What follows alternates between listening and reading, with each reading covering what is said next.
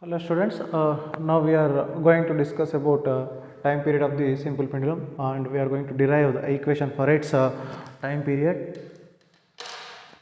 Okay, we will take a simple pendulum, consider a simple pendulum of length L suspended from this rigid support. This pendulum is having the length L and it is suspended from the rigid support. When the pendulum is drawn aside by an angular displacement theta and released, it makes to and fro motion, means it makes oscillations in the plane at any extreme position. For suppose say at point A, at any extreme position A, the weight of the bob resolved into two components. One is mg cos theta and one is mg sin theta. So this mg cos theta is balanced by tension in the string. We can write mg cos theta equal to T, or else I can write T equal to mg cos theta. And we have another force mg sin theta, which is the unbalanced force which is responsible for motion of the pendulum. So this we call it as mg sin theta. This is called restoring force. So the restoring force acting on the bob is given by F equal to minus mg sin theta. This negative sign indicates the direction.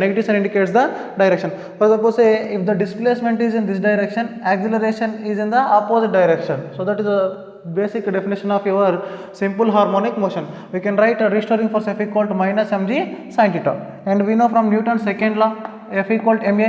Substitute this ma here, this mm will get cancelled, we left with a equal to minus g sin theta.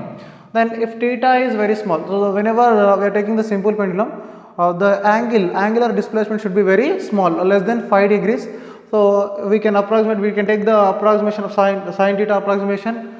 Sin theta, we can write expansion from sin theta expansion, we can write sin theta approximately theta for the small angles. Then we'll get a equal to minus g theta. This theta is what? Theta is arc length by radius.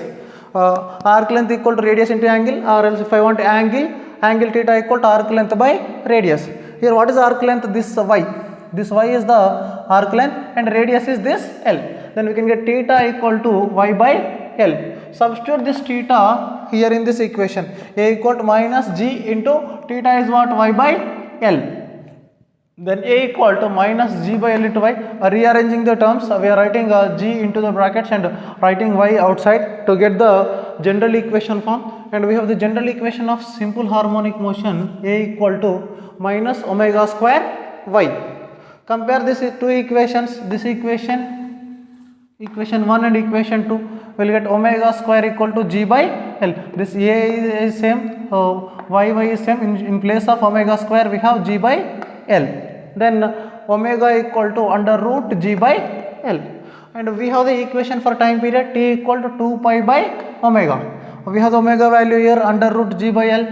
T equal 2 pi by omega. Omega is under root g by L. Then the fraction reverses here, and we will get time period t equal to 2 pi under root L by g. So this is the equation for the time period of simple pendulum. We have the seconds pendulum also. Seconds pendulum. The pendulum whose time period is 2 seconds. It is called seconds pendulum, and the length of the seconds pendulum is approximately 1 meter or 100 centimeters.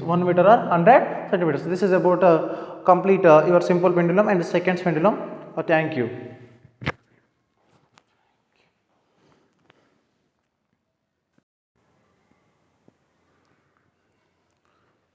Finding the length of the seconds pendulum, we know time period of seconds pendulum is 2 seconds.